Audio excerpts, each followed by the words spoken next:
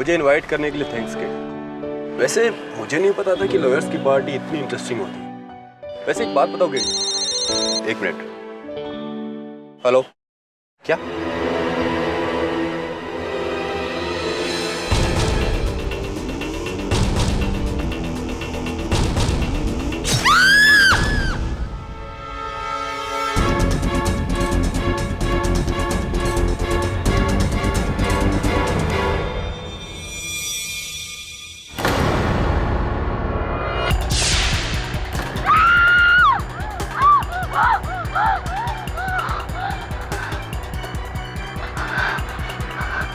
हीरा, हीरा, ये तो मैंने अपने सपने में देखा था। ये सच हो गया। गिरफ्तार कर लो इसे। नहीं नहीं इंस्पेक्टर दवे, मैंने कुछ नहीं किया। मैंने सच्ची कुछ नहीं किया। मुझे सच में नहीं पता कि मैं यहाँ कैसे आई। मैडम, जब जेल जाओगी ना तो सब याद आ जाएगा। चलिए। नहीं नहीं, प्लीज प्लीज मुझे छोड़ दीजिए। मैंने कुछ नहीं किया। मैंने आपसे कहा था ना कि मुझे हीरा का खून अपने सपने में दिखता है। मैंने सपने में उसका खून देखा और मेरा सपना सच हुआ। मेरा विश्वास करो, मैंने उसे नहीं मारा। मैंने उसे सच में नहीं।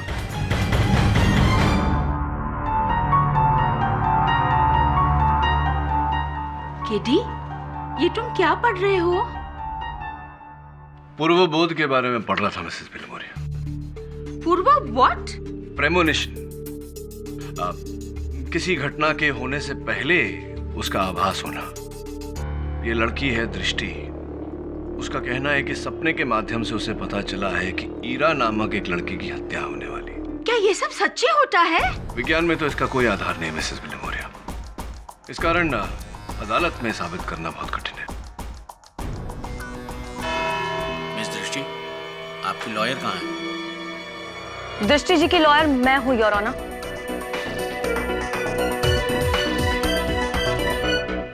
योर ऑनर, मैं नियति सचदेव,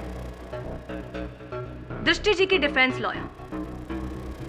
मुझे आने में थोड़ी सी देर होगी, उसके लिए क्षमा चाहती हूँ। एक्चुअली मेरा ये पहला केस है तो तैयारी करने में थोड़ी सी देर हो गई। मिस नियति, पहले केस में अक्सर देर हो जाती है। चलिए देखते हैं कितनी काम आती है आपकी ये तैयारी। शो प्रीमोनिशन यानी होने वाली चीजों का पहले से आभास हो जाना। योर ऑनर, ये सब या तो मैंने किताबों में पढ़ा है या तो फिर फिल्मों में देखा है, लेकिन दृष्टि जी का ये कहना है कि इनके साथ ये सच में होता है। क्यों दृष्टि जी? जी। तो दृष्टि जी, आप कोर्ट को ये बता सकती हैं कि जिस रात कत्ल हुआ उस दिन एग्जैक्टली क्या हुआ था? उस रात घर में मैं अकेली थी। मेरे पति पार्थ और नव्या दोनों भी घर में नहीं थे। और फिर मैंने भी दवाई ली और मैं सो गई। फिर मैंने वही सपना देखा। मैंने सपने में देखा कि कोई हीरा को मार रहा है। मैं डर गई और जब मैं अचानक उठी तो मैंने अपने आप को हीरा की लाश के पास पाया। मुझे कुछ नहीं पता कि मैं वहाँ कैसे पहुंची। मेरे हाथ में वो चाकू कैसे, मुझे कुछ याद नहीं। तो इसका मतलब है आपको तो ये भी नहीं पता चला होगा कि हीरा पहुंची कब, है ना? नहीं। झूठ बोल रही हैं आप। हीरा आपकी बेटी को पढ़ाने आया करती थी, ये बात सब जानते हैं। और उस दिन घर पर कोई नहीं था, मौका अच्छा था और इसी मौके का फायदा उठाकर आपने हीरा का खून कर दिया। Am I right? नहीं, मैंने उसका खून नहीं किया। पिछले 2-3 दिन से हीरा मेरे घर में नहीं आ रही थी। तो मैं उससे मिलूंगी कैसे और मैं उसका खून कैसे करूंगी? हाँ, झूठ बोलने में तो आपने PhD कर रखी है। हाँ? Objection your honour. Your honour, मेरी मुवक्किल झूठ नहीं बोल रही है। हाँ, ये बात सच है कि आभास होना आम बात नहीं है। 100 में से शायद एक इंसान को आभास होता होगा, तो हो सकता है कि उन 100 में से एक इंसान मेरी मुवक्किल दृष्टि हो? प्लीज मिस नियति, ये आपके कॉलेज का कोई डेमो सेशन नहीं है जहां पे आप फिलोसॉफिकल बातें करके काम चला सके। आई नो दैट स्मिता जी, और मैं फिलोसॉफिकल बातें नहीं कर रही हूँ। ये सच है और ऐसा कई लोगों के साथ होता है। होने को तो बहुत कुछ हो सकता है मिस नियति। हो सकता है कि आपकी ये मुवक्किल अपने गुनाहों को छुपाने के लिए कहानियां बुन रही। नहीं, मैं कोई कहानियां नहीं बना रही हूँ। मुझे प्रीमोनिशंस होते हैं, आने वाले खतरे का आभास मुझे पहले से हो जाता है, और ऐसा मेरे साथ पहले भी हो चुका है।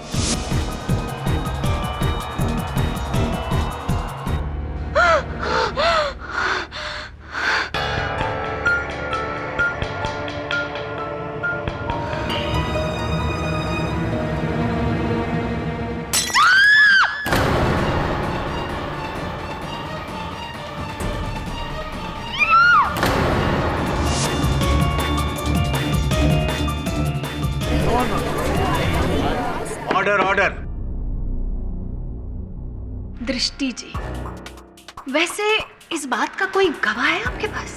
हाँ, ये बात मैंने ईरा को बताई थी। ईरा तो अब है ही नहीं, तो आपको ये लगा होगा कि आपका झूठ तो कभी पकड़ा नहीं जाएगा, राइट? नहीं, मैं सच बोल रही हूँ।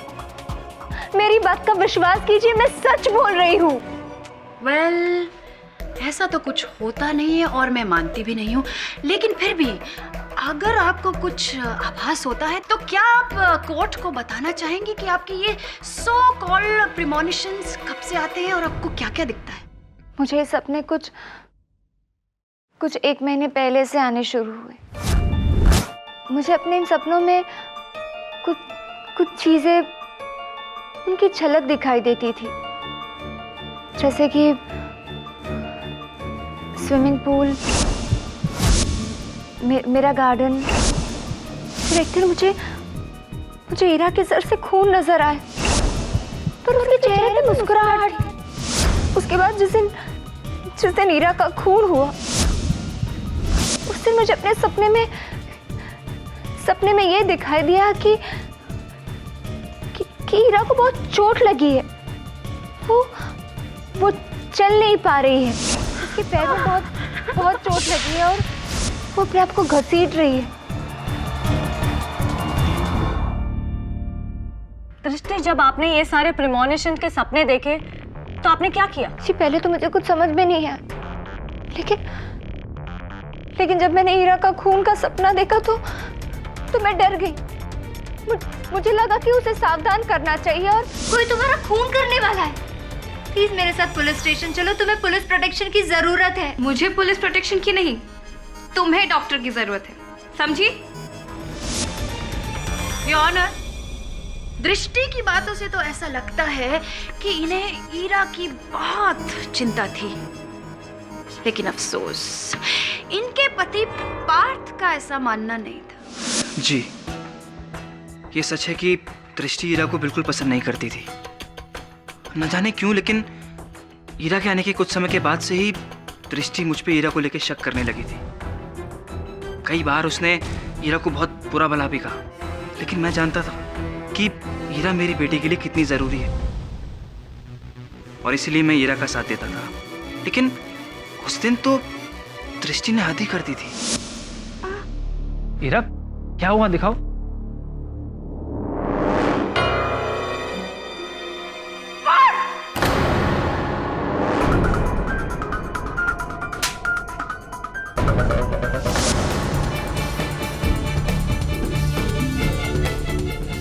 ऑनर, इतना गुस्सा कि उस गुस्से के कारण इन्होंने ईरा का खून ही कर दिया।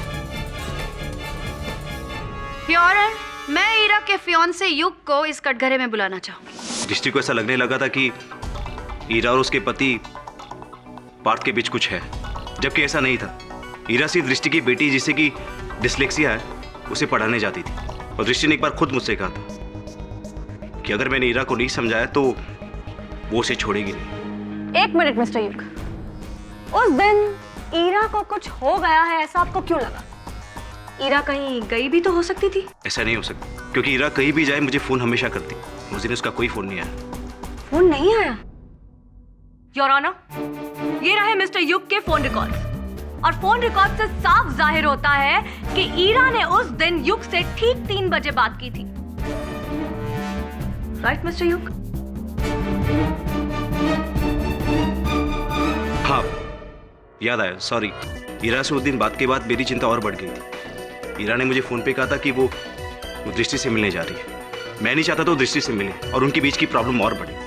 मैंने ईरा को कहा भी कि वो दृष्टि से मिलना तो दूर, उससे फोन पे भी कोई बात ना करे और ना ही वो पार्थ से किसी भी तरह की बात करे। लेकिन मिस्टर युग, आप मुझे एक बात बताएंगे कि जिस रात ईरा का कत्ल हुआ था, उस रात 7 से 9 बजे के बीच में आप कहाँ थे? मैं ईरा को ढूंढ रहा था, हर उस जगह पे जहां वो हो सकती है। मेरी हमारी कॉमन फ्रेंड नव्या से भी बात हुई। जी हाँ, दृष्टि को ईरा पर शक था, लेकिन मैंने खुद अपनी आंखों से देखा था कि पार्थ और ईरा के बीच ऐसा कुछ भी नहीं था। ये सब सिर्फ दृष्टि का एक वहम था। नव्या, ये तुम क्या कह रही हो? झूठ क्यों बोल रही हो तुम? तुमने तो मुझसे कहा था कि पार्थ और ईरा की नजदीकियां बढ़ रही है। मैंने कब कहा था? तुम झूठ क्यों बोल रही हो नव्या? सच बोलो ना। योर ऑनर, मुझे ऐसा लग रहा था कि दृष्टि को वहम हो रहे हैं और इसी वजह से वो अपनी शादीशुदा जिंदगी बर्बाद कर रही है। इसीलिए मैं उसे एक साइकियाट्रिस्ट डॉक्टर कपूर के पास भी लेकर गई थी।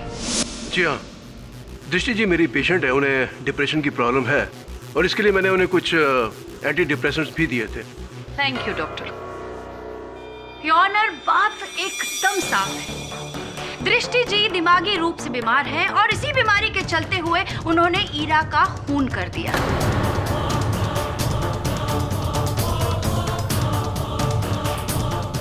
अगर मैंने खून किया होता तो मैं इंस्पेक्टर दवे के पास क्यों जाती? इंस्पेक्टर दवे, आप मेरी बात पर विश्वास कीजिए।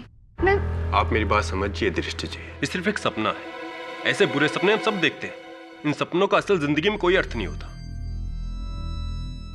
मैंने ये बात सिर्फ इंस्पेक्टर दवे को ही नहीं बताई। वहाँ केडी पाठक भी मौजूद थे। आप तो मशहूर लॉयर हैं ना? क्या आपको भी मेरी बात पर विश्वास नहीं है?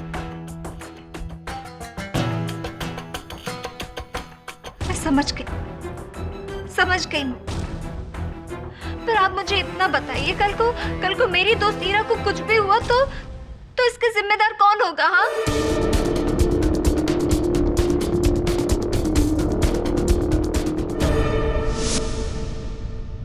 If I am not mistaken दृष्टि जी, तो क्या आप मिस्टर के.डी. पाठक की बात कर रही हैं? द मशहूर लॉयर के.डी. पाठक?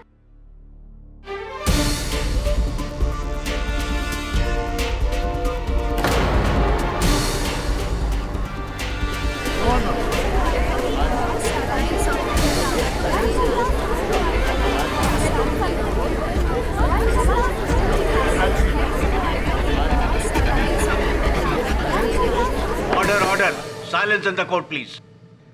Mister K D. पाठक, आज आप इस कटघरे के इस तरफ नहीं उस तरफ है। कैसा लग रहा है आपको? स्मिता जी, मुझे पूरा विश्वास है कि आपने मुझे यहाँ तक इस प्रश्न के उत्तर के लिए नहीं बुलाया होगा। क्यों ना हम मूल विषय पर आ जाएं।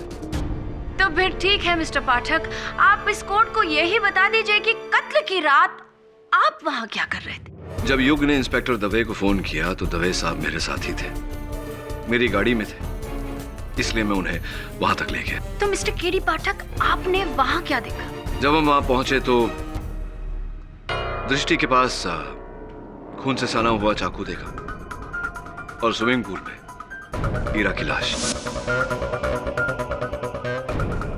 और क्या सबूत चाहिए योना? ईरा की लाश का दृष्टि के घर के स्विमिंग पूल से मिलना।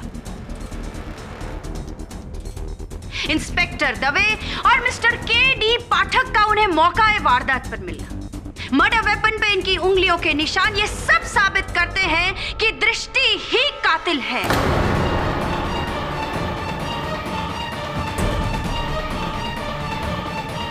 The case is very clear, Your Honor. Miss Niyati, आपके पास कोई और गवाह है? No your honour.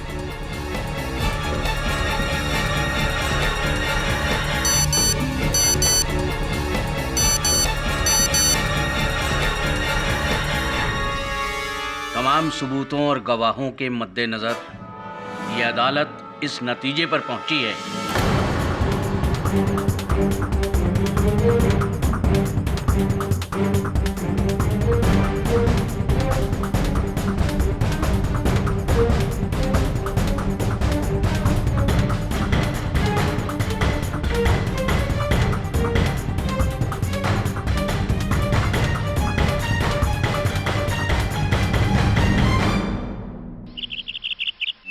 Hello mister पाठक। हाँ नियति, come sit.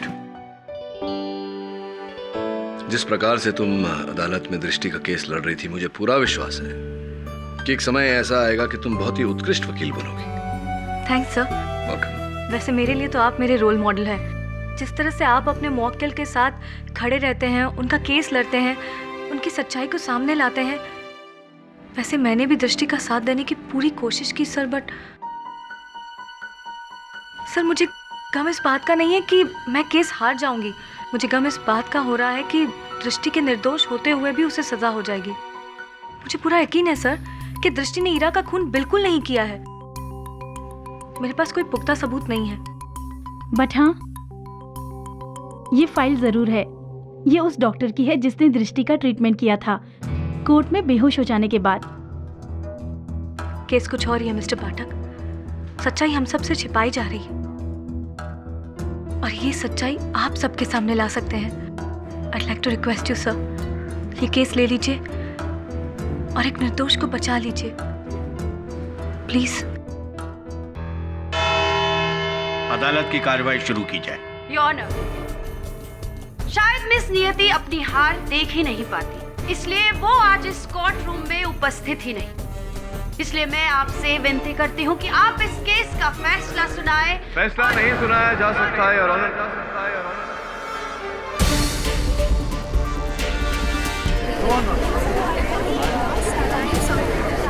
Order order, silence in the court please. क्योंकि ये केस अब तक समाप्त नहीं हुआ। Mister KD Pathak ji miss Rai. शायद आप भूल रहे हैं कि ये केस खत्म हो चुका है और इस केस का फैसला मेरे ही हक में होने वाला है, क्योंकि इस कोर्ट में मैं ऑलरेडी साबित कर चुकी हूँ कि दृष्टि ने ही ईरा का खून किया है। नहीं, भूल मैं नहीं, आप रही हैं। आप बहुत शीघ्र विषय वस्तु भूल जाती हैं मिस राय। अभी तो मैंने कहा कि ये केस अभी तक खत्म नहीं हुआ, क्योंकि अब भी कुछ ऐसे सत्य हैं जो अदालत से छिपाए जा रहे हैं ना। योर ऑनर, मैं अदालत से अनुरोध करता हूं कि मुझे इनके केस की पैरवी करने दी जाए। ये रहे मेरे कागज पत्र। इजाजत। हाँ तो दृष्टि जी, सुना है आपको पूर्वाभास होता है, पूर्व सूचना मिलती है, दूसरे शब्दों में प्रेमोनिशंस। तो दृष्टि जी अदालत को बताएं कि किन बातों को लेकर ये आभास हुए हैं आपको।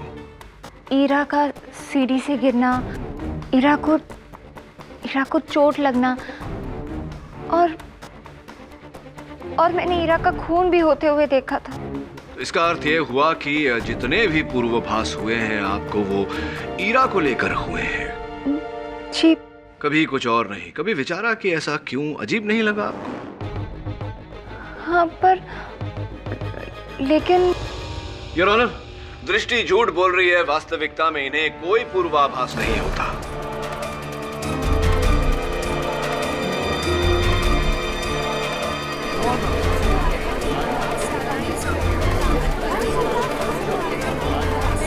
Silence please. मतलब आप ये कहना चाहते हैं कि दृष्टि नाटक कर रही है और खून दृष्टि नहीं किया? मिस राय, मैंने ये कहा कि इन्हें पूर्वाभास नहीं होता, प्रेमोनिशंस नहीं आते। ये नहीं कह रहा मैं कि हत्या इन्होंने की है। केडी, तुम कहना क्या चाहते हो? साफ साफ कहो। मैं ये कहना चाहता हूँ योर ऑनर कि दृष्टि जी को पूर्वाभास नहीं होता, इन्हें पूर्व सूचना नहीं मिलती, इनका मति भ्रम किया जाता है, इन्हें हेलुसिनेट करवाया जाता है।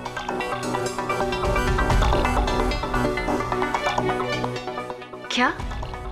ये कैसे हो सकता है? कैसे हो सकता है ये जानने के लिए मैं डॉक्टर रंजन को कटघरे में बुलाना चाहूँ। डॉक्टर रंजन, उस दिन यहाँ अदालत में अचेत होने के बाद, बेहोश होने के बाद दृष्टि जी को आप ही के अस्पताल ले जाया गया था चिकित्सा के लिए। जी। तो क्या परीक्षण था आपका? पहले मुझे लगा कि शायद स्ट्रेस की वजह से ही दृष्टि जी को चक्कर आया होगा, लेकिन जब मैंने उनकी ब्लड रिपोर्ट देखी आई वॉज शॉक्ड। क्यों अचंभित हो गए आप? क्या था उनकी ब्लड रिपोर्ट में? दृष्टि जी के ब्लड में न्यूरोफार्म नाम के ड्रग के ट्रेसेस बहुत अधिक मात्रा में पाए गए। योर ऑनर, ये बहुत ही खतरनाक किस्म की ड्रग है। जिस भी आदमी को ये ड्रग दी जाती है उस आदमी के दिमाग के सोचने और समझने की शक्ति कमजोर हो जाती है।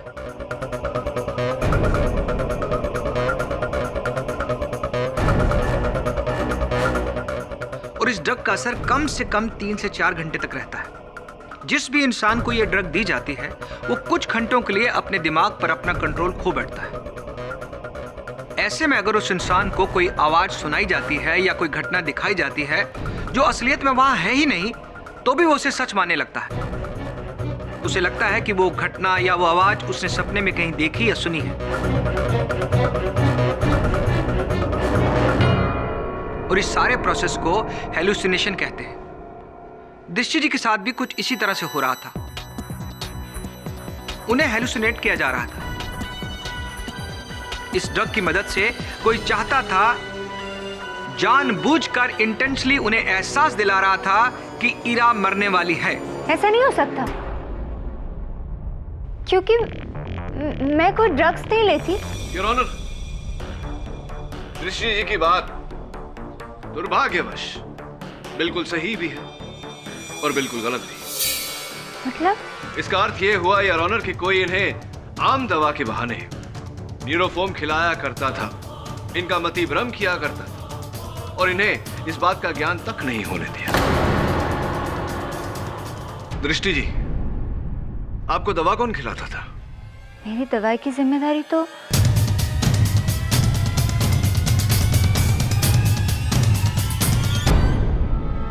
नव्या की थी। नव्या जी, दृष्टि जी को दवा आप दिया करती थी, इसका अर्थ ये हुआ कि न्यूरोफॉर्म भी इन्हें आप भी।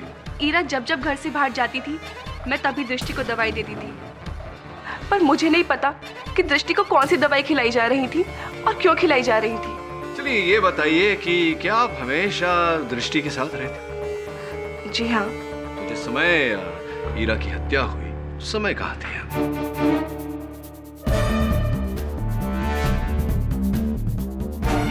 क्या हुआ? याद नहीं यार?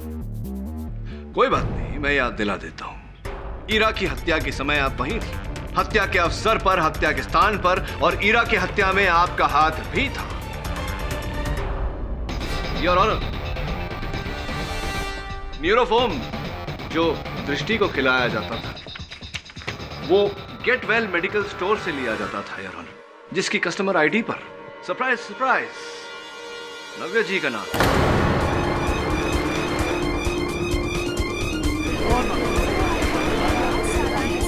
Order order. योर ऑनर, न्यूरोफॉर्म किसी भी केमिस्ट से बड़ी सरलता से किसी भी डॉक्टर की प्रिस्क्रिप्शन पर उपलब्ध हो सकता है, और ऐसा करने के लिए, यह प्रिस्क्रिप्शन पाने के लिए रुपयों का लालच देकर नव्या जी ने डॉक्टर कपूर की मदद ली। गलती होगी मुझसे, पैसों की लालच में मैं इस नव्या की बातों में आ गया।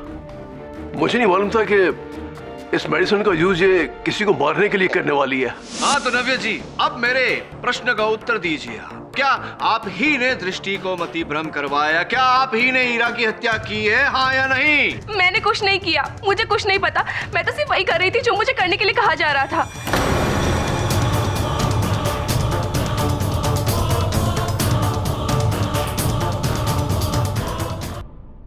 कहा जा रहा था? कौन कह रहा था आपसे ये सब करने को? बोलिए नव्या जी, किसके कहने पर आपने ये सब किया? ईरा। ईरा?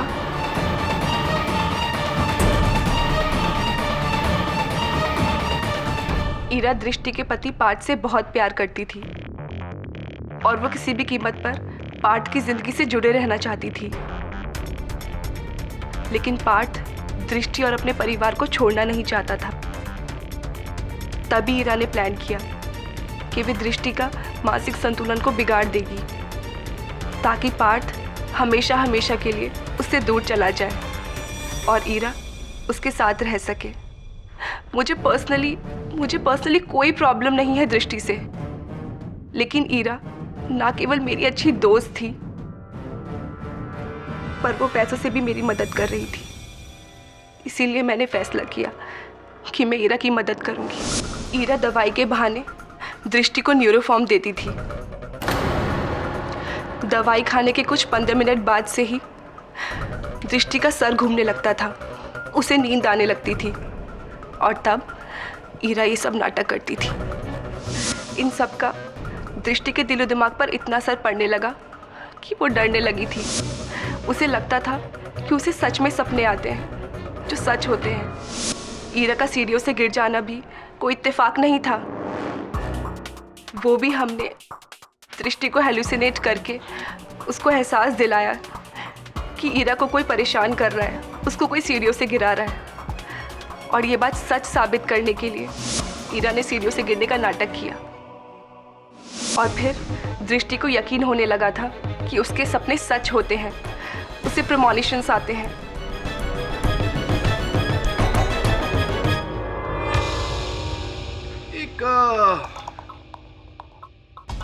जरा समझाइए मुझे नव्या जी के आप और ईरा मिलकर दृष्टि के साथ केवल ये खेल खेल रहे थे, तो फिर आपने ईरा की हत्या क्यों की? मैंने ईरा को नहीं मारा। इनफैक्ट मुझे तो पता भी नहीं कि ईरा का खून कब हुआ और कैसे हुआ।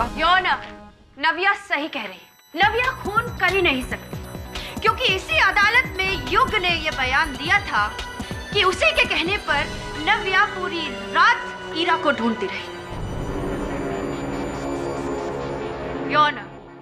ये रही उन लोगों की लिस्ट जिनसे नव्या ईरा की कत्ल की रात मिली थी। नव्या को लेट हो रहा था, इसलिए वो दृष्टि की फ्रेंड बीना के घर रुक गई थी। यानी ईरा के कत्ल के दिन वो वहां नहीं थी।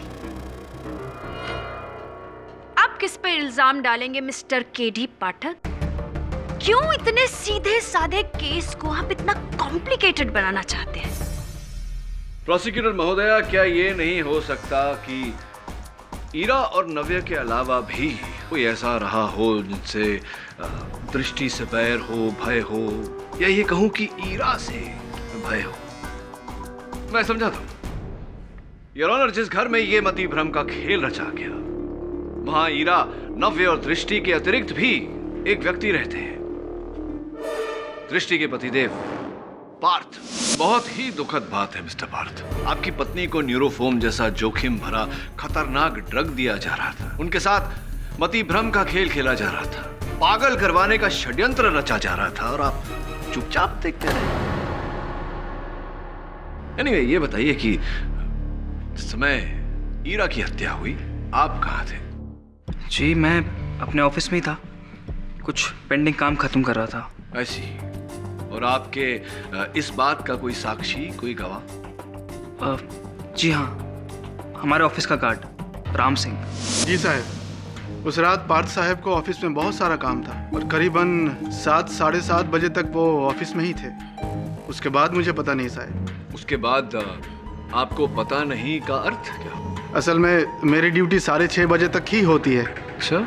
और आधे घंटे देर तक मैं इसलिए रुका ताकि उनका काम ख़त्म हो जाए। फिर साहब ने मुझे बुलाया और मुझसे ऑफिस की चाबी ले ली और मुझे घर जाने के लिए कह दिया। बहुत बहुत धन्यवाद राम सिंह जी, बैठिए। Point to be noted your honour, mister Parth ने स्वयं अपने सुरक्षा कर्मी राम सिंह को ये कहकर घर भेज दिया कि उन्हें अपना कार्य समाप्त करने में और समय लगेगा। वास्तविकता में योर ऑनर, वो राम सिंह का एक साक्षी के रूप में प्रयोग करना चाहते थे।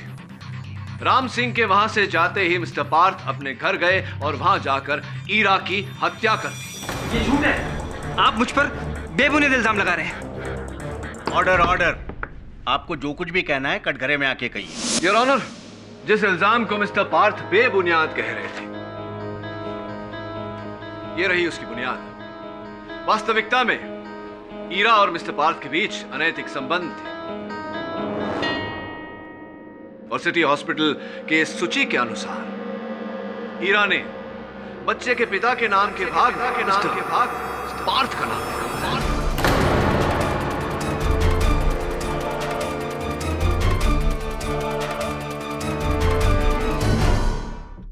एक बात बताइए मिस्टर, क्या कोई महिला अपने बच्चे के पिता का नाम यूं ही लिखवा देती है बिना कारण? चलिए बताइए, उस बच्चे के पिता आप थे या नहीं, वरना मैं अदालत के सामने उस बच्चे का डीएनए रिपोर्ट भी पेश कर सकता हूं।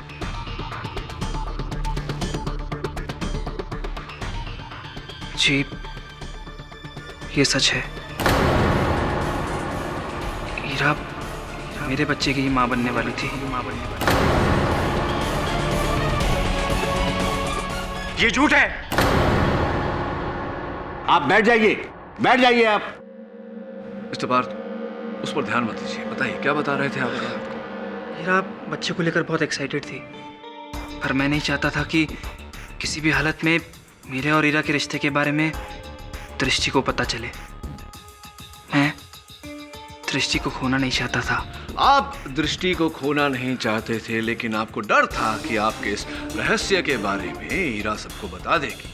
वो आपके लिए एक विपत्ति बनती जा रही थी, एक जोखिम बनती जा रही थी, और उससे पहले कि कुछ हो आपने उसकी हत्या कर दी। नहीं नहीं, ये सच नहीं है। मैंने ईरा को नहीं मारा। मानता हूं कि मेरे पास ईरा को मारने की वजह थी, पर मैंने उसका खून नहीं किया। योर ऑनर, मिस्टर पाठक अपने मुवक्किल दृष्टि जी को बचाने के लिए मिस्टर पार्थ के ऊपर खून जैसे संगीन जुर्म का इल्जाम लगा है। खूनी मिस्टर पार्थ है, इसका ना कोई सबूत है और ना कोई गवाह, लेकिन दृष्टि जी के पास वजह भी है और उनके खिलाफ सबूत भी। ईरा और पार्थ के रिश्ते को लेके दृष्टि जी की जिंदगी में जो टेंशन थी ना, वो और भी बढ़ गई जब दृष्टि जी को ईरा की प्रेगनेंसी के बारे में पता चला।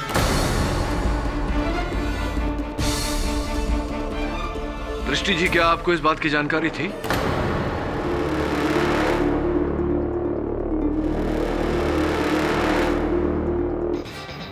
दृष्टि जी की खामोशी से साफ साफ पता चलता है कि वो जानती थी कि ईरा उनके पति के बच्चे की मां बनने वाली है। प्रोसिक्यूटर साहब, चुप्पी और बात होती है, अदालत साक्ष्य मांगती है। इस बात का कोई साक्ष्य है आपके पास? मिस्टर पाठक, ये रही ईरा के गायने की अपॉइंटमेंट लिस्ट, जिसमें दृष्टि जी का भी नाम लिखा है।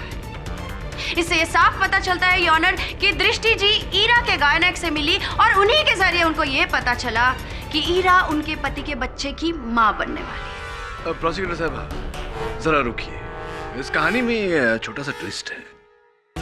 इस अपॉइंटमेंट लिस्ट की जेरोक्स पर तारीख 27 दिसंबर है, यानी कि वही दिन जिस दिन पर ईरा की हत्या हुई थी, और उसी दिन पर दृष्टि को पता चला कि ईरा के बच्चे के पिता उनके पति हैं। किंतु योर ऑनर, मैं इन्हें स्मरण कराना चाहूंगा कि 1 महीने पहले से ईरा के बारे में जो मति भ्रम इन्हें आते थे, उसके बारे में ये कभी इंस्पेक्टर दवे के पास, तो कभी युग के पास, तो कभी नव्या के पास गुहार लगा रही थी। तो कब ये क्या जानकारी हासिल होने से पहले की प्लानिंग, कुछ समझ में नहीं आई मुझे। मिस्टर पाठक, जी। नाटक? मैं कोई नाटक नहीं कर रही हूँ। ईरा ने खुद मुझे फोन करके हॉस्पिटल में मिलने के लिए बुलाया था।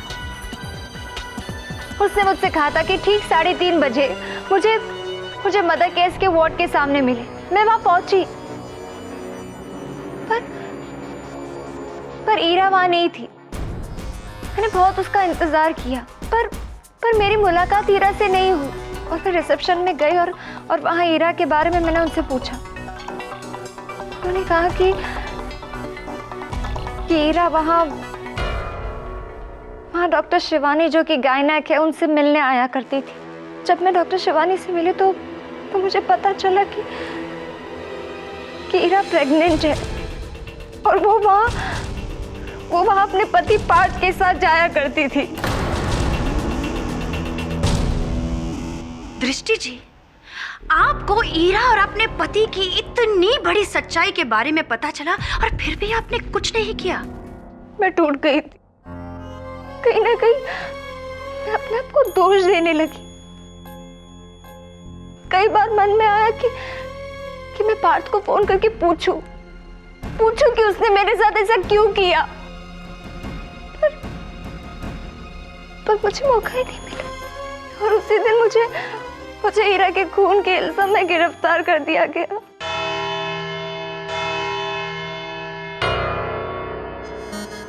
ये अदालत कल तक के लिए मुलतवी की जाती है।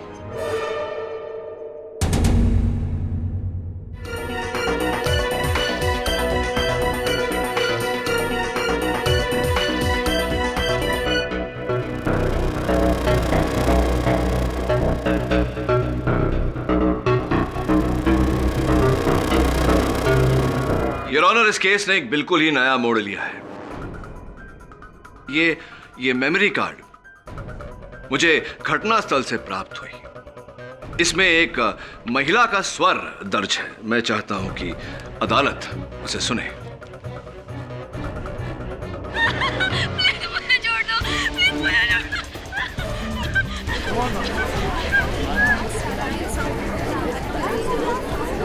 Order order, silence in the court. ये तो हीरा की आवाज है, यही तो मुझे सुनाई देती थी हर बार। दृष्टि जी ठीक कह रही हैं योर ऑनर, ये स्वर ईरा की ही है। मैं चाहता हूं कि अदालत एक बार ध्यान से इस आवाज को सुने। मुझे छोड़ दो, प्लीज मुझे छोड़ दो। योर ऑनर, ईरा के स्वर के साथ साथ एक डिजिटल रिस्ट वॉच के अलार्म की आवाज भी दर्ज है। एक बार फिर से सुनिए। मुझे छोड़ दो, प्लीज मुझे छोड़ दो। इसका अर्थ यह हुआ योर ऑनर कि वो व्यक्ति जिसने ये डिजिटल वॉच अपने हाथों में पहना था उस समय ईरा के साथ उपस्थित था जिस समय ईरा ने ये रिकॉर्डिंग बनाई थी। और सौभाग्य से your honour, digital wrist watch की यही आवाज मैंने यहां अदालत में उपस्थित एक व्यक्ति के हाथों में लगी हुई घड़ी से सुनी थी।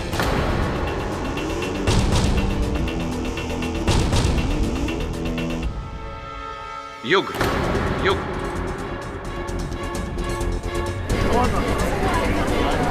Order order, silence in the court please. हाँ, तो युग अपनी घड़ी का अलार्म जरा अदालत को सुनाने का कष्ट करेंगे। लेकिन प्लीज।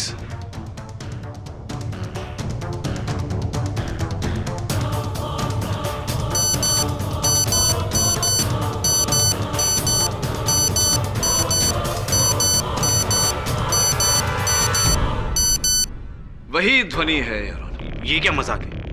ऐसी वॉचेस तो न जाने कितने लोगों के पास होगी। इसका मतलब ये नहीं कि आप उन सब पे शक करोगे।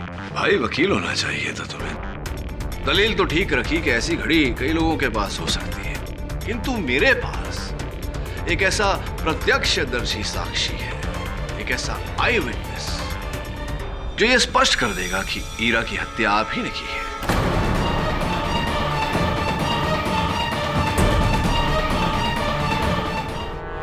योर ऑनर, युग का कहना है कि जिस दिन ईरा की हत्या हुई उस दिन इन्होंने ईरा से केवल एक बार फोन पर बात की। ये ईरा से नहीं मिले, किंतु मेरे साक्षी का कहना है कि उन्होंने इनको और ईरा को एक साथ उस अस्पताल में देखा। और मेरे सहायक वरुण उस साक्षी को किसी भी समय अदालत में लाते ही हो। इतना ही नहीं योर ऑनर, युग ईरा की गर्भावस्था के बारे में भी जानते थे। ईरा ने दृष्टि को अस्पताल बुलाया था और दृष्टि वहां पहुंची उनसे मिलने, लेकिन दोनों की मुलाकात होती उससे पहले युग वहां पहुंचे और वहां से ईरा को लेकर चले गए। उस क्षण के बाद किसी ने ईरा को जीवित नहीं देखा। युग जान गए थे कि ईरा के कोख में जो बच्चा पल रहा है उसका पिता पार्थ है और इसी का बदला लेने के लिए इन्होंने ईरा की हत्या कर दी।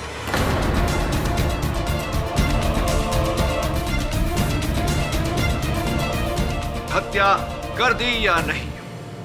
जैसा भी ये क्या कह रहे, मेरे कोई समझ में नहीं आ रहा। क्या कहना चाहते हैं? ये सब मनगढ़ंत कहानियां हैं। मुझे क्या पता आप किस साक्षी की बात कर रहे हैं? मैं अदालत में झूठ बोल रहा हूं। हाँ, शायद आप झूठ बोल रहे हैं। और वो साक्षी जिसने अपनी आंखों से आपको ईरा को अस्पताल से ले जाते हुए देखा, वो भी झूठ बोल रहा है। किस साक्षी की बात करें, मेरी कुछ समझ में नहीं आ रहा है। जरा समझने की कोशिश करिए।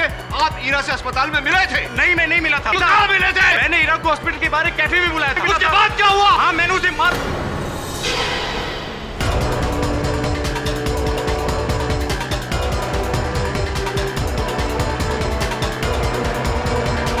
क्षमा चाहता हूं, कभी कभी सच को सामने लाने के लिए झूठ की सहायता लेनी पड़ती है।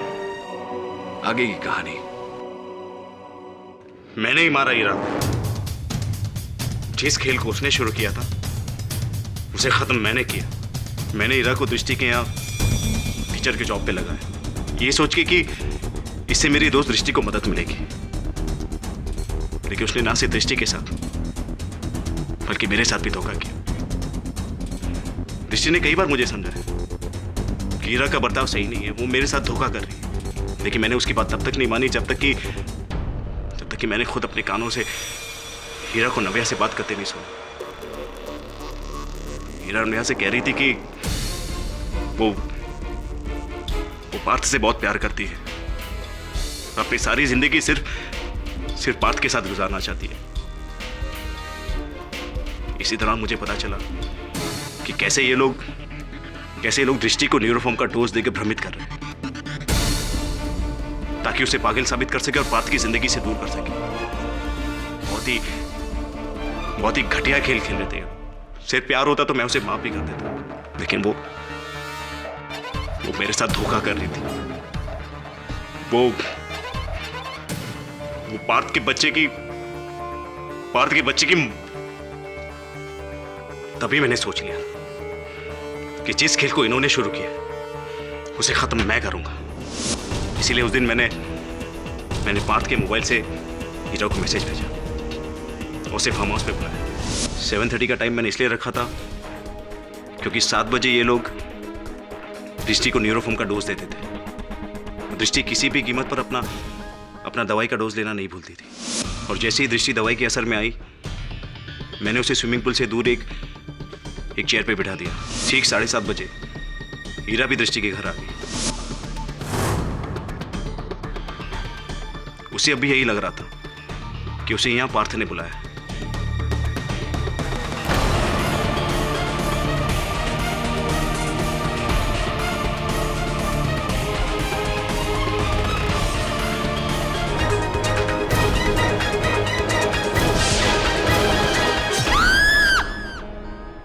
इस तरह मैंने हीरा को मारने के बाद दृष्टि को वहां जमीन पर लिटा दिया।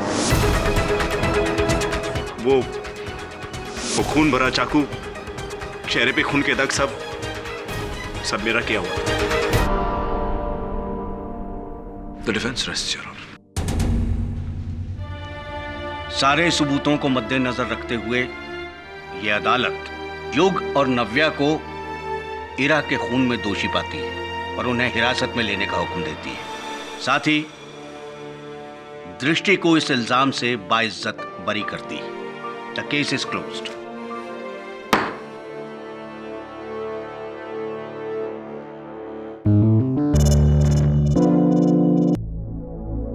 कंजाइन ट्विंस, सियामीज ट्विंस, या हिंदी में कहिए जुड़े हुए जुड़वा।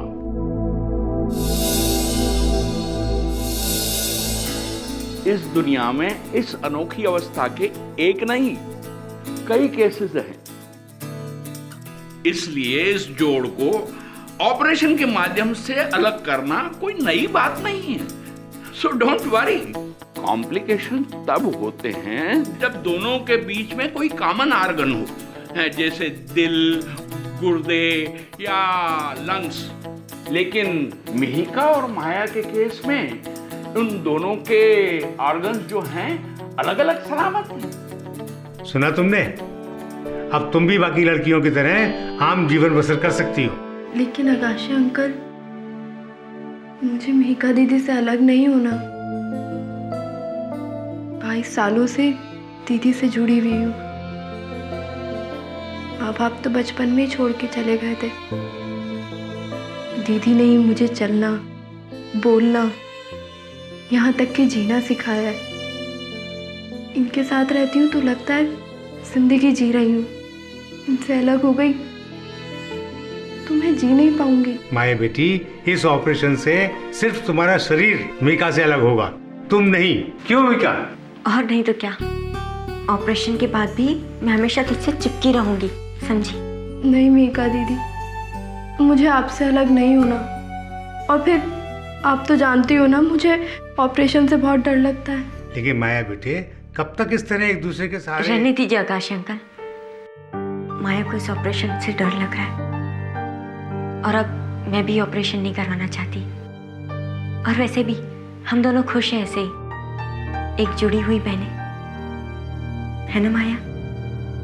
मीका, तुम भी? अरे तुम तो समझदार हो बेटा। आकाश अंकल, वो समझदारी किस काम की जो अपनों को ना समझे। और वैसे भी माया मेरी बहन नहीं, मेरा साया है। साया तो मरने के बाद भी इंसान का पीछा नहीं छोड़ता। और फिर हम तो अभी जिंदा हैं। जिंदा तो तुम इसलिए हो क्योंकि मेरे टुकड़ों पर पल रही हो।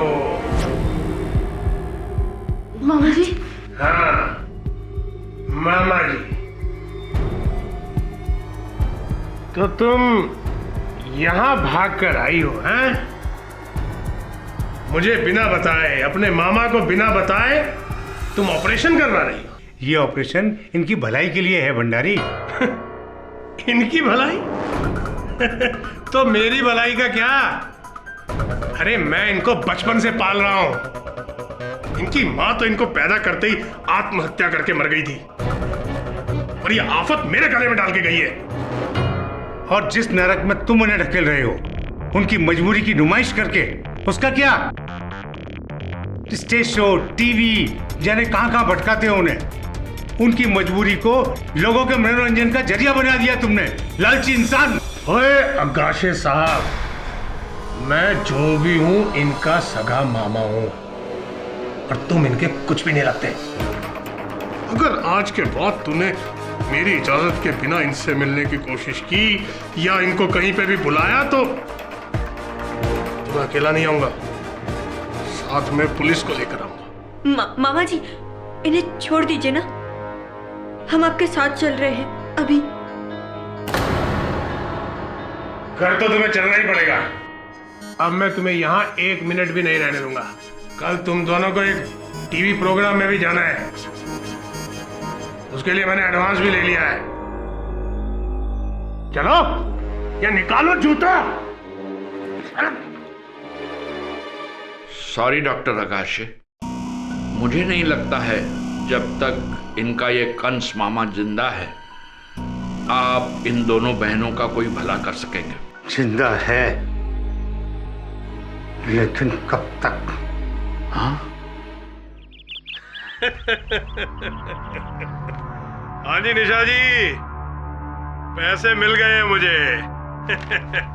आप बिल्कुल बेफिक्र रहिए, कल दोनों लड़कियां आपके चैनल के स्टूडियो में पहुंच जाएंगी। लेकिन हाँ, एक बात का ध्यान रखना, इनके हर नए कर्तव्य के अलग से पैसे लगेंगे। Extra money. हेलो हेलो, अबे तू क्यों काट रहा है काम को? थक गया था सेठ। हराम का बच्चा।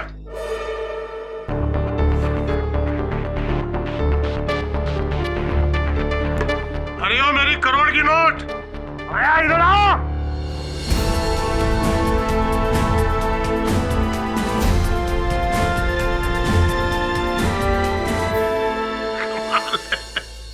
एक को बुलाओ तो 2 आती है। एक पे एक फ्री। तुम्हारे माँ बाप ने भी पता नहीं कौन से पाप किए थे जो तुम्हारी जैसी औलाद हुई। एक छोटा बना के लाओ जल्दी। सेठ मैं देता।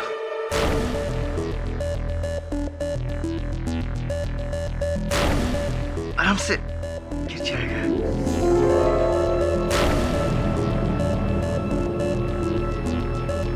जाओ निकलो। मामा जी, मामा, वो हम लोग सोच रहे थे कि हम लोग कंप्यूटर कोर्स करेंगे आगे के लिए। हाँ? कंप्यूटर का कोर्स? अरे कंप्यूटर का कोर्स करके क्या करोगी? नौकरी करोगी? तुम जैसे को तो सर्कस में करतब दिखाने का काम मिलता है। निकलो नहीं तो मारूंगा जूता। चल भागो।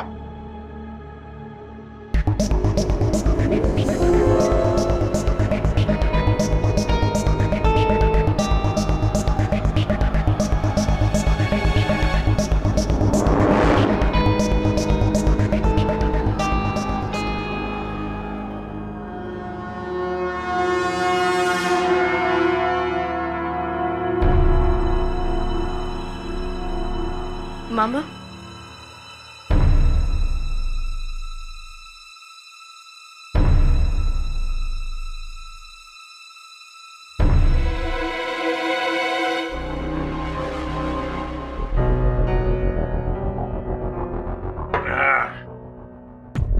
मैं कहा था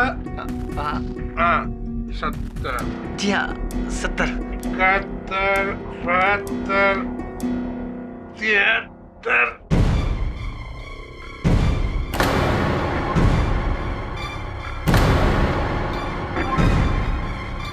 सेठ क्या हो रहा है?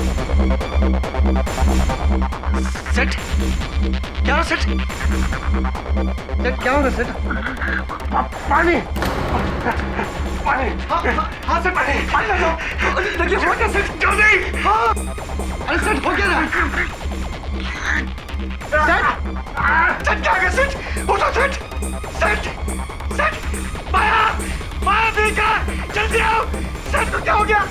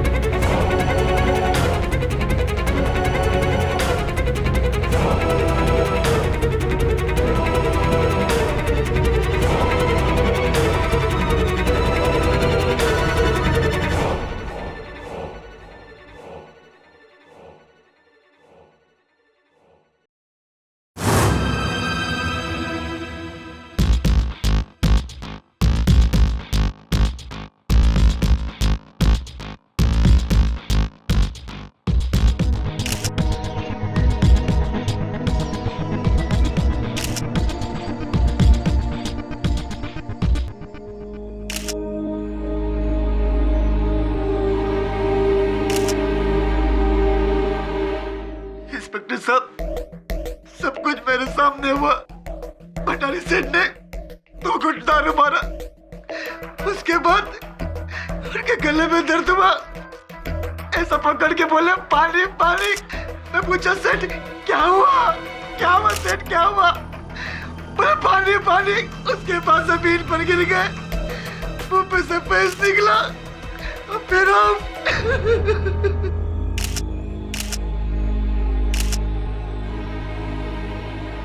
शराब का वो गिलास का है? इधर है साहब।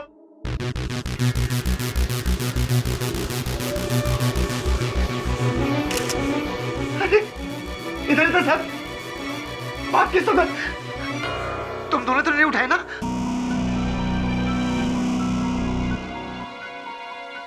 तुम दोनों में से वो ड्रिंक किसने बनाया था? वो मैंने। लेकिन सेठ के लिए तुम माया ने। तुम्हें पता कि मुझे साहब वो ड्रिंक मैंने बनाया था। पक्का?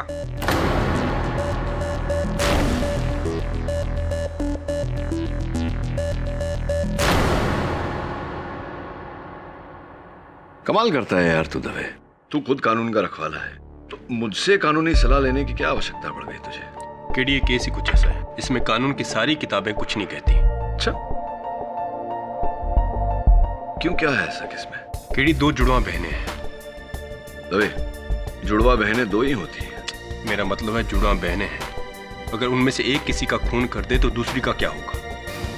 तो क्या होगा जिसने हत्या की है उसे सजा मिलेगी। और आई एम सॉरी केडी, मैं तुम्हें बताना भूल गया कि वो दोनों जुड़वा बहनें एक दूसरे से जुड़ी हुई हैं कमर से। Really interesting. तबे मेरे अनुमान में भारतीय वकालत के इतिहास में पहली बार हो रहा है। मतलब अगर अपराधी को सजा मिले तो साथ में निरपराधी को भी सजा मिलेगी, और अगर बेगुनाह को छोड़ दिया तो साथ में हत्यारिन भी छूट जाएगी। बहुत अद्भुत केस है। अब तुम ही बताओ कि कानून इसमें क्या करे। हाँ, इसमें कानून ये करे कि मुझे लेकर बहनों के पास चले। केडी, मैं तुम्हारे पास सवाल लेकर आया हूं, किसी का केस लेकर नहीं। ठीक है, देख देवे, मेरे अनुमान में एक ही रास्ता है। या तो दोनों को अपराधी साबित किया जाए या दोनों को बेगुनाह। अब तेरी मदद के लिए मैं तुझे प्रणाली का नंबर, माया का नंबर, IM जायसवाल का नंबर, तो जिसका नंबर बोले उसका दे सकता हूँ, या फिर बहनों से मिलने चल सकते हैं। क्या करें बोल?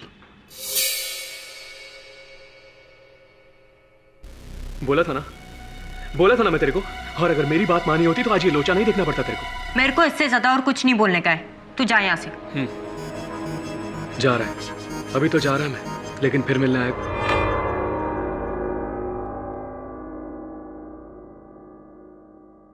और हाँ, एक बात याद रखना मीका, इतनी आसानी से नहीं।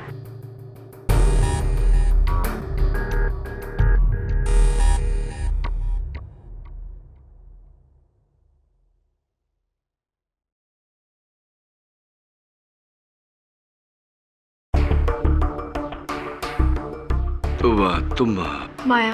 तुम भी कहा। इंस्पेक्टर दवे ने बताया कि तुम पर तुम्हारे मामा अमरनाथ भंडारी की हत्या का आरोप है, किंतु तुम पर नहीं मीका। तुम चाहो तो यहाँ से तुम्हारी रिहाई की अपील कर सकता हूँ। नहीं सर, उसकी कोई जरूरत नहीं है। मैं खुश हूँ कि इस वक्त भी मैं अपनी बहन के साथ हूँ, और मैं जानती हूँ कि ये बेगुनाह है। इसने मामा को नहीं मारा। तुम्हारे मामा की मृत्यु जहर पीने के कारण हुई है। वो जहर जो उनके शराब के गिलास में मिला था, और उस समय रसोई घर में तुम दोनों ही थी, तो ये बात तो स्पष्ट है कि वो जहर या तो तुमने मिलाया होगा माया, या फिर तुमने मीका। मीका दीदी ने कुछ नहीं किया, और ना ही मैंने। हम दोनों ही बेगुनाह हैं। सर, ऐसा भी तो हो सकता है कि कातिल कोई तीसरा ही हो। हाँ, हो सकता है, अक्सर होता भी है। तीसरे से याद आया, ये जो महाशय जो चिल्ला रहे थे अभी, जो यहाँ से गए, कौन है वो जश्न है, हमारी पास वाली खोली में रहता है। अब दोनों का दोस्त है वो।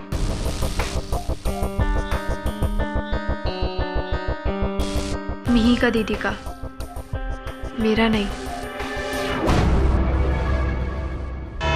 जी साहब, मैं मीका और माया को बचपन से जानता है। दरअसल अच्छा जमता है मेरा दोनों के साथ।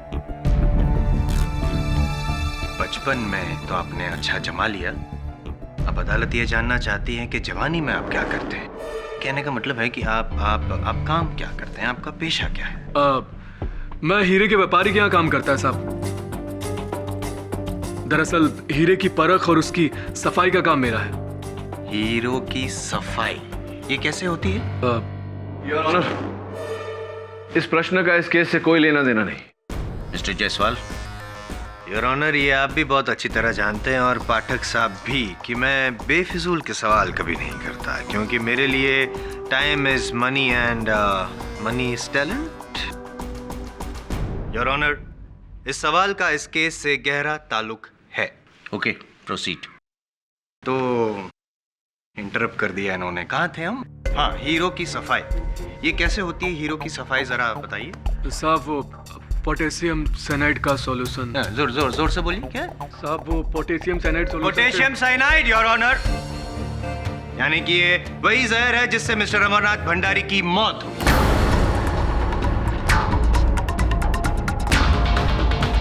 दरअसल सर, वो पोटेशियम साइनाइड सॉल्यूशन से हम लोग हीरे की धुलाई करते हैं, उसकी सफाई करते इसका हैं। मतलब ये हुआ कि ये पोटेशियम साइनाइड आप अपने पास रखते हैं हमेशा? जी हाँ, मेरी खोली में, जो इनकी खोली से लगकर है, बस वहीं पर। That's it. पाठक साहब, your witness.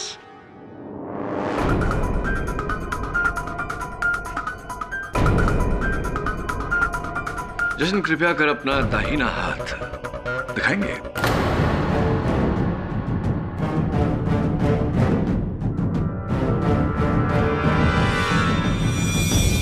क्या लिखा है? मिहिका।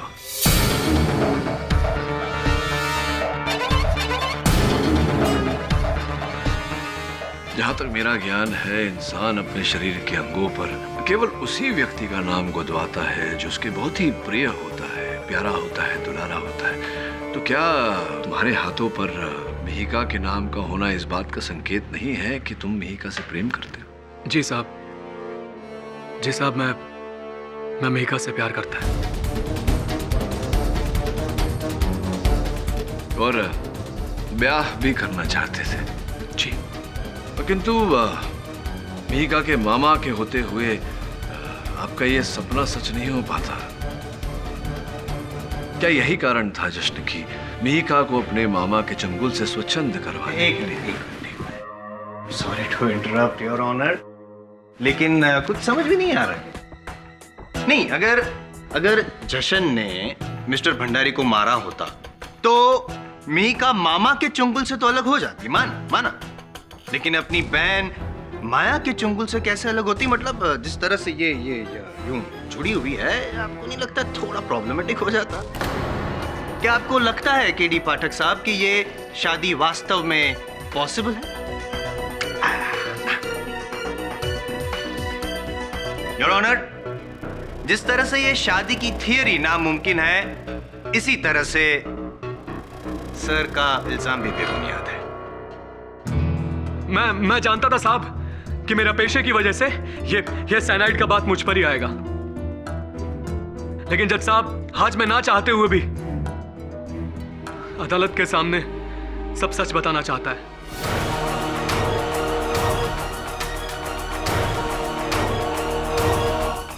जज साहब, भंडारी मामा के कत्ल से एक दिन पहले ये दोनों बहनें मेरी खोली पर आई थी।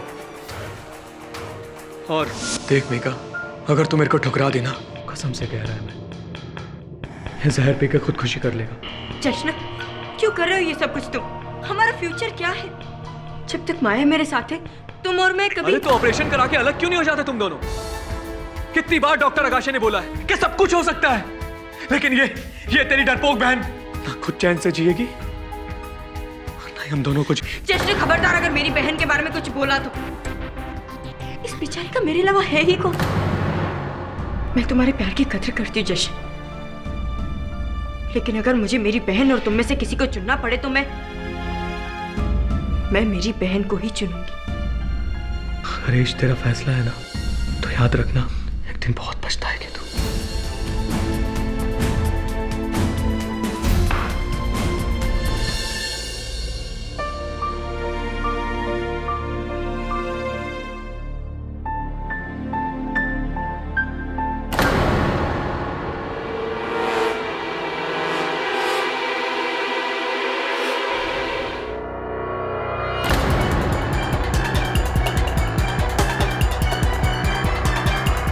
तुमने माया को जहर की शीशी चुराते हुए खुद देखा?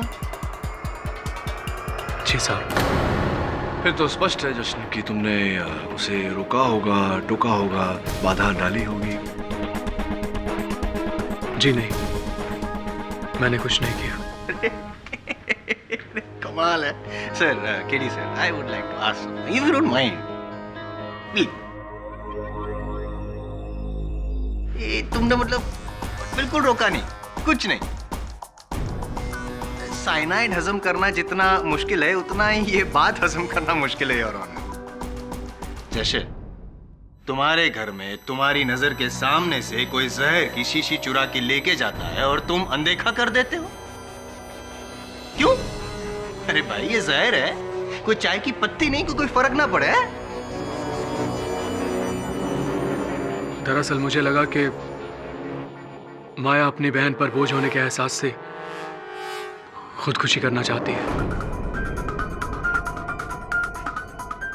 और शायद इसीलिए उसने वो जहर की बोतल मेरी खोली से चुराई। इसीलिए तुम चुप रहे। तुमको ये लगा कि जहर पीने के बाद माया मर जाएगी, मिहिका माया की चुंगल से और तुम्हारी बाहों में। एक्सीलेंट। बट योर ऑनर, ऐसा था नहीं, क्योंकि माया अपने आप को नहीं उसके मामा को मारना चाहती थी। एम आई राइट और एम आई राइट माया? उप्स, सॉरी सर, आपकी लाइन बोल गया मैं। यही चाहता था मैं। जश्न झूठ बोल रहा है। हाँ, मैं मानती हूँ कि उस रोज ये सब कुछ हुआ था, लेकिन माया ने वो जहर की शीशी नहीं चुराई। हाँ, मैंने तो कोई शीशी नहीं चुराई। दो ही बातें हो सकती है ऑनर। एक, या तो माया ने वो जहर की शीशी नहीं चुराई, और या दो, तुम अपनी बहन को बचाने के लिए झूठ बोल रही हो। एक तीसरा कारण और है योर ऑनर। मदिरा का वो गिलास जिसमें विष मिलाया गया था, हत्या शस्त्र जो हत्या क्षण से हत्या स्थल से लापता है और अब तक पुलिस को नहीं मिला। दो ही कारण है इसके, एक माया, दूसरा मिहिका। योर ऑनर, मेरा ये मानना है कि ये दोनों बहनों की मिली भगत है। एक तीसरा कारण भी है, मिस्टर भंडारी के गृह सेवक फुकन। हुजूर, हमें क्यों बुलाया यहाँ? हम तो खुद ही पुलिस को सारा का सारा ड्रामा बोल दिए बिना किसी दबाव के। इसका अर्थ ये हुआ कि आप कानून की सहायता करने की भावना रखते हैं। जी। तब तो अवश्य आप आज इस अदालत में सत्य ही बोलेंगे। जी।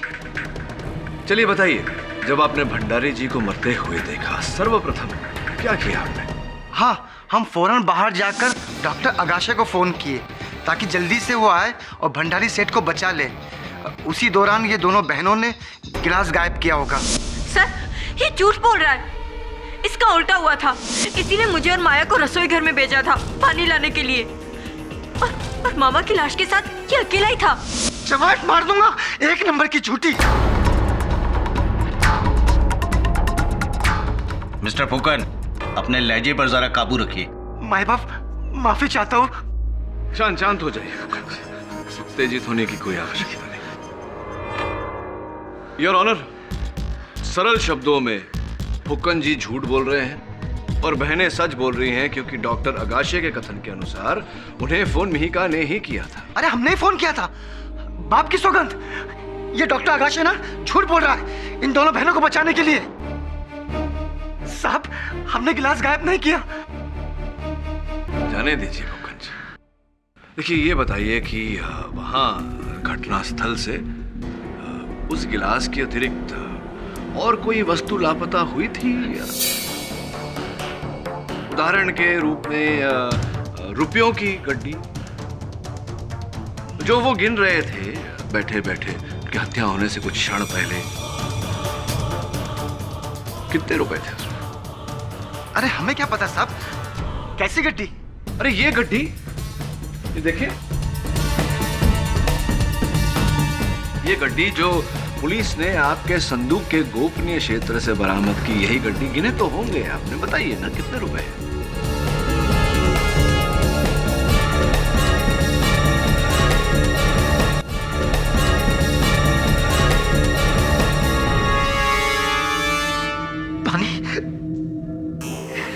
पानी पानी हो गए आप एक ही प्रश्न में। कोई बात नहीं, मैं करा देता हूँ।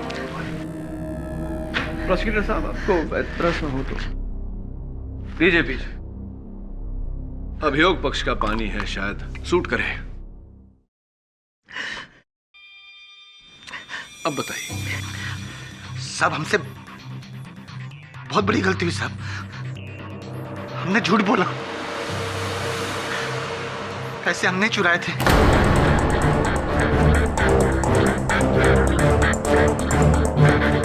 हुआ यूं कि जब भंडारी सेट ऑफ हुए तो? डॉक्टर, पुलिस के आने से पहले तुम अंदर से बाहर लेकर आओ। चेहरे पे मारता शायद होश आ जाए। जाओ।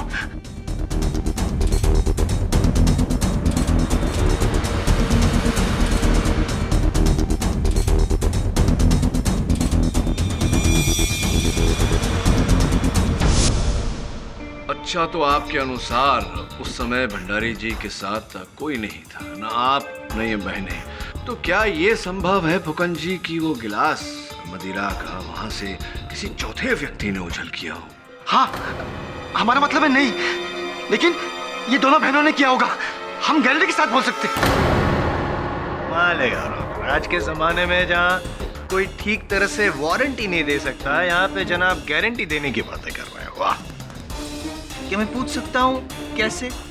क्योंकि साहब बोल दे। हाँ, क्योंकि साहब हमने रसोई घर में माया को शराब के गिलास में जहर डालते हुए देखा था।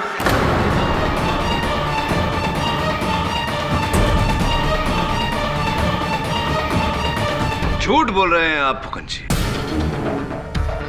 क्योंकि आपने स्वयं इस अदालत में कहा है कि आप उस समय भंडारी जी के पैर दबा रहे थे। कहा है या नहीं? हाँ, लेकिन सेठ ने हमें जूता लाने के लिए भेजा था, जो रसोई घर के बाहर गिरा हुआ था। जब हम लेने के लिए गए तो देखे कि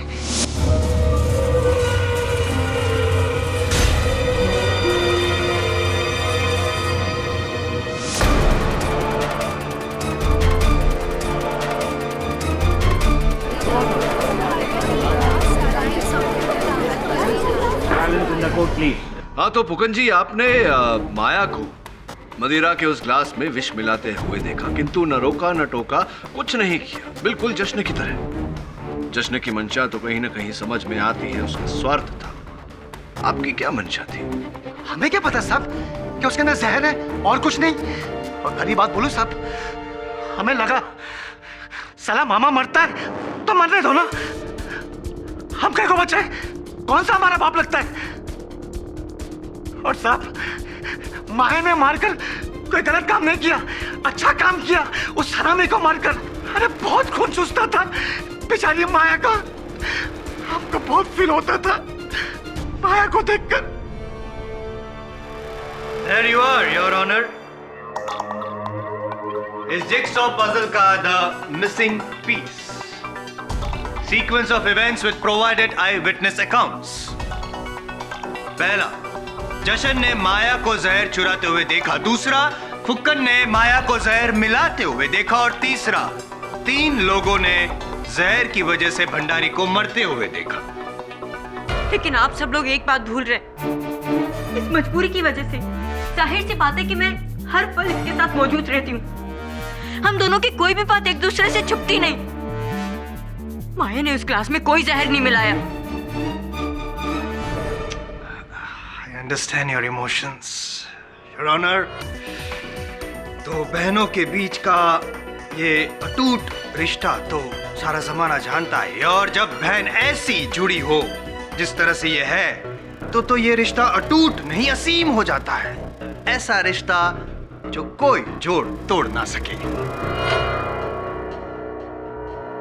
मुद्दा इन शॉर्ट, मिस्टर पाठक, बड़ी बहन को बचाने के लिए छोटी बहन झूठ बोल रही है। मैं झूठ नहीं बोल रही, मेरी बहन बेगुनाह है। मैंने कहा तुम झूठ नहीं बोल रही हो, सच बोल रही हो तुम।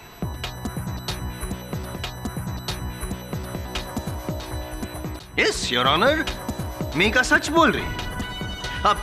अब देखिए, इस माया को देखकर आपको लगता है कि वो किसी का कत्ल कर सकती है? ना, वो बेचारी एक मच्छर तक नहीं मार सकती, वो क्या किसी का कत्ल करेगी? लेकिन तुम दबंग, हाजिर जवाबी, तुम अपने मामा को मार सकती हो। नहीं, तुमने अपने मामा को मारा है। क्या? मैं केडी सर? क्या केडी सर? क्या केडी सर है? जायसवाल साहब, मेरी दलील अब तक खत्म नहीं हुआ। पाठक, तुमने अपने मामा को मारा। वो तुम ही हो जिसने जशन के घर से वो जहर चुराया था। वो तुम ही हो जिसने जहर मिलाया था शराब में। और वो तुम ही हो जिसने अपने मामा को जहर देके मारा था। नहीं तो फिर पुलिस को तुम्हारी अलमारी की दराज में से वो गिलास कैसे मिला? वो गिलास पे तुम्हारी उंगली के निशान कैसे मिले? आंसर भी। लेकिन वो गिलास तो माया ने खिड़की से बाहर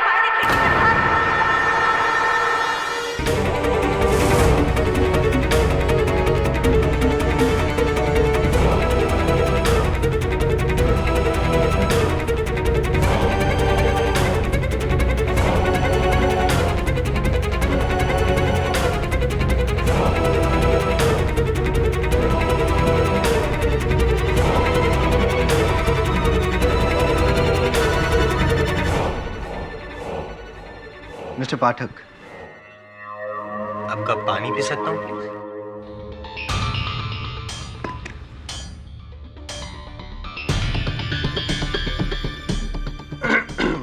हाँ, तो मिस मिहिका कुछ कह रही थी। अब क्या वो माया ने ग्लास उठाकर खिड़की के बाहर क्या? मैं बताता हूँ। माया ने वो शराब का खाली ग्लास खिड़की के बाहर फेंक दिया, योर ऑनर, फेंक दिया। बोलो मिहिका। देखो रोना बंद करो प्लीज। वो यहाँ पे जितने भी लोग हैं मौजूद, सब लोग ने अपना अपना सच बता दिया है। अब तुम्हारी बारी।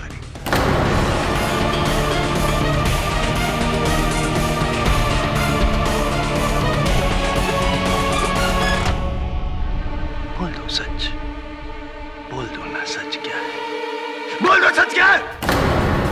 प्रोसिक्यूशन की बात का जवाब दीजिए मिस मिहिका।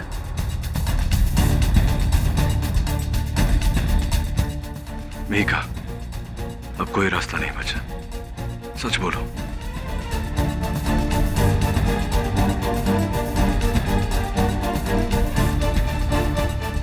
एक कड़वा सच तो बोला जा सकता है सर, पर जो सच जानलेवा हो उसे मैं कैसे बयां करूं? भंडारी मामा का कत्ल माया ने किया है। माया ने।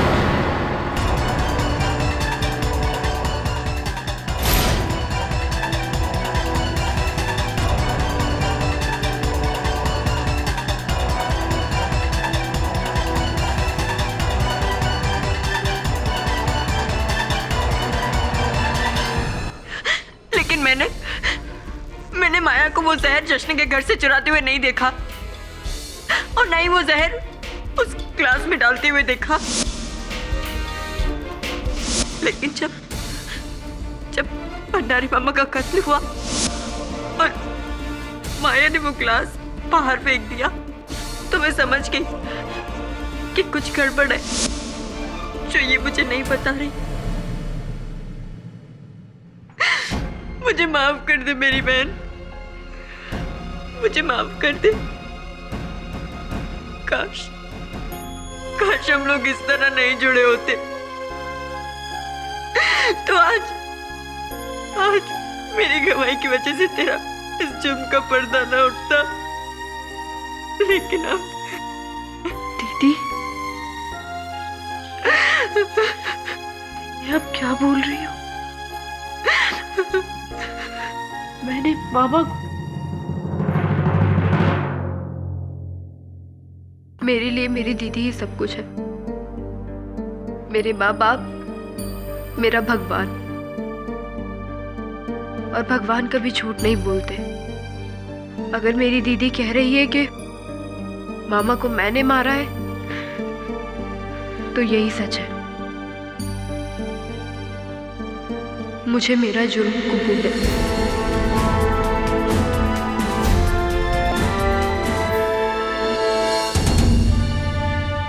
यह अदालत अमरनाथ भंडारी के कत्ल के जुर्म में मिस माया को गुनहगार मानते हुए उम्र कैद की सजा सुनाती है।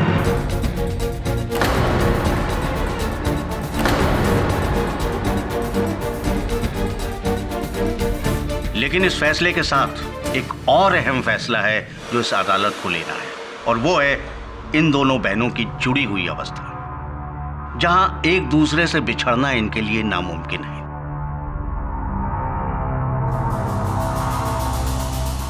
लेकिन दूसरी तरफ है इंसाफ का तकाजा, जो ये कहता है कि किसी भी बेगुनाह को किसी गुनहगार के जुर्म की सजा नहीं मिलनी चाहिए। जज साहब, मैं आपसे हाथ जोड़ के विनती करती हूँ, इस मसले पर और कोई सवाल मत उठाइए। मुझे मेरी बहन के साथ सजा काटने दीजिए। मुझे कोई एतराज नहीं। आपके जज्बात की हम कदर करते हैं मिस मीका, लेकिन किसी बेगुनाह को कैद खाने में डालने की इजाजत ना तो कानून देता है और ना ही समाज।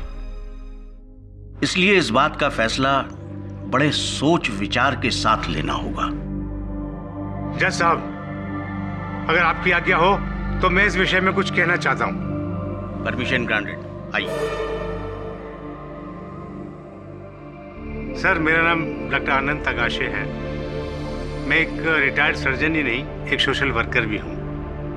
मैं इन दोनों बहनों का इलाज करना चाहता था, पर इस मामले में मैंने बहुत से डॉक्टरों को इनको दिखाया। उन्हीं में से एक माने हुए सर्जन हैं डॉक्टर सिंघल। उनका कहना है कि इन दोनों बहनों की जुदाई ऑपरेशन द्वारा हो सकती है, वो भी बिना किसी खतरे के। सर, ये रही डॉक्टर सिंघल की कुछ फाइंडिंग्स एंड रिपोर्ट्स।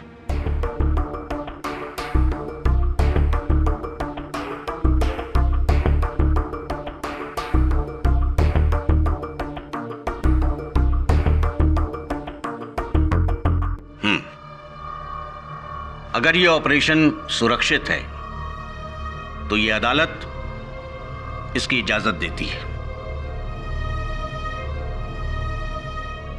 जिसके बाद माया शास्त्री को मिलेगी जेल की सजा और मिहिका शास्त्री को मिलेगी आजादी। नहीं जज साहब, ऐसा मत कीजिए। ये मेरे लिए आजादी नहीं, मेरे लिए सजा है। मुझे मेरी माया से अलग मत कीजिए। मैं इससे अलग नहीं होना चाहती। लेकिन मैं चाहती हूँ जज साहब।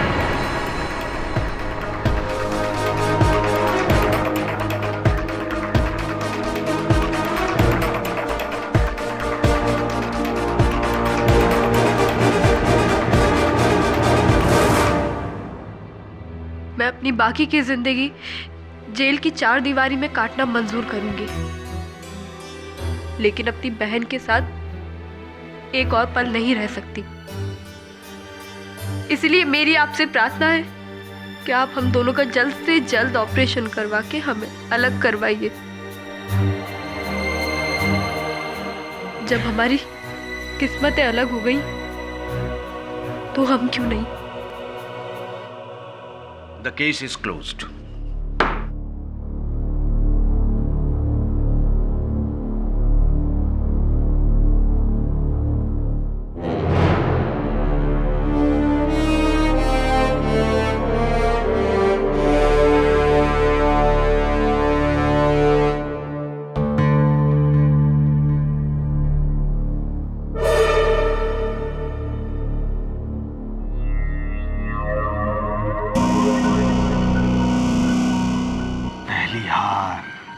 दुख दर्द समझ सकता हूं मैं। I can understand. जीत की बहुत बहुत बधाई हो जायसवाल साहब, congratulations. Thank you. I am sorry. हारे हुए इंसानों से मैं हाथ नहीं मिलाता। डेंजरस, कंटेजियस, बीमारी फैल सकती है। क्यों? कोई अछूत बीमारी है जो छूने से फैल जाए? एक ही सिक्के के 2 पहलू होते हैं, जीत और हार, चित और पट। नहीं, लेकिन फिलहाल भारी वाला पल्लू सिक्के का मेरी और है। Am I right or am I right, Mr. Pathak? I don't believe this. The great K.D. Pathak, my senior, हार गए मुझसे। कहा था मैंने, I am the new star, I'm the new king. आपका टाइम खत्म और मेरा टाइम शुरू। जायसवाल साहब, ये समय की एक प्रभाव रहता है आपके जीवन पर। ये समय को समय पर समझना भी एक समझ है, और जो समय को समय पर ना समझे वो ना छोड़िए ना, समय समझाएगा आपको। चलो। देश को हिला देने वाले भंडारी मर्डर केस का आज वो ऐतिहासिक दिन आ गया है, जहां 2 शरीरों को ही नहीं बल्कि 2 आत्माओं को भी एक दूसरे से जुदा कर दिया जाएगा। कुछ ही देर में दोनों बहनों को एक ऑपरेशन के द्वारा एक दूसरे से जुदा कर दिया जाएगा, जहां इस ऑपरेशन के बाद एक बहन का भविष्य गुजरेगा वादियों में और दूसरी बहन के भविष्य में होगी अंधेरी काल कोठरी जेल की। इस फैसले के लिए जिम्मेदार हमारे साथ मौजूद हैं प्रोसिक्यूशन के वकील mister Indra Mohan. I am Jaiswal. Mister I am Jaiswal, तो कैसा लग रहा है आपको नामुमकिन को मुमकिन में बदलकर? आप इस छोटी सी बात के बारे में बात कर रही हैं, लेकिन जो बड़ी नामुमकिन चीज को मैंने मुमकिन किया है उसके बारे में कौन बात करेगा? ये केस जीता किसने? मैंने। केडी पाठक को हराया किसने?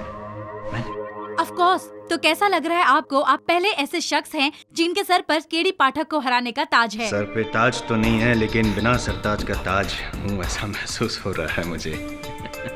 I am the king of the law world. कल तक मैं अदालत की दुनिया का उभरता सितारा था, लेकिन आज अदालत का तपता हुआ सूरज हूँ मैं। तो आप केडी पाठक जी को कोई मैसेज देना चाहेंगे? केडी पाठक अब सीनियर हैं। मैं क्या मैसेज दूँ उनको, क्या सलाह दूँ, सिवाय इसके कि केडी पाठक सर, आप किसी अच्छे से हिल स्टेशन पे कोई अच्छी सी जगह देख के बस रिटायर हो जाएंगे। अरे केडी पाठक की उंगली का मैल पर नहीं है तू, और बोलता है केडी पाठक को रिटायर होना चाहिए? हाँ, अरे रिटायर तो मैं तेरे को करूंगी जिंदगी से। I will murder you. Mrs Bilimore, relax. आप ऐसा करेंगी तो प्रॉब्लम हो जाएगी। मुझे जबरन आपका केस लड़ना पड़ेगा, और चूंकि आप दोषी हैं, ये केस भी हार जाऊंगा। सब इस मीडिया ने तो इस केस को सर्कस बना दिया। सारे अखबार में दो ही खबरें हैं, बहनों की जुदाई और केडी पाठक की हार। कलयुग है ना मेरा भाई, हारा तो ज्यादा फेमस हो गया। वैसे वरुण, सत्य की जीत से बड़ा कोई जीत नहीं होता, लेकिन सोच रहा हूं कि क्या वाकई इस केस में सच की जीत हुई है। सर, आपको ऐसा क्यों लगता है? क्योंकि अदालत में जोश में आकर मिहिका ने कहा था कि इस मजबूरी की वजह से मैं हर पल अपनी बहन के साथ मौजूद रहती हूं। जहां तक मैं मिहिका को जान पाया हूं, मुझे नहीं लगता कभी भी जीवन में उसे ये बंधन मजबूरी लगी हो। तो फिर अदालत में उसने ये बात क्यों कही? इस मजबूरी की वजह से जाहिर सी बात है कि मैं हर पल इसके साथ मौजूद रहती हूँ। उसके बाद इतनी बेरुखी से माया मिहिका के साथ पेश आई। मैं अपनी बाकी की जिंदगी जेल की चार दीवारी में काटना मंजूर करूंगी, लेकिन अपनी बहन के साथ एक और पल नहीं रह सकती। इसका क्या कारण था? क्यों हो रहा था ये सब? इस सवाल से आप क्या कहना चाहते हैं sir? I don't know Varun, पता नहीं, लेकिन क्यों मुझे ऐसा लग रहा है कि ये केस बंद हुआ है, समाप्त नहीं। क्यों मुझे ऐसा लग रहा है कि कहीं कुछ गड़बड़ है? आप सच कह रहे हैं केडी जी, सच कह रहे हैं।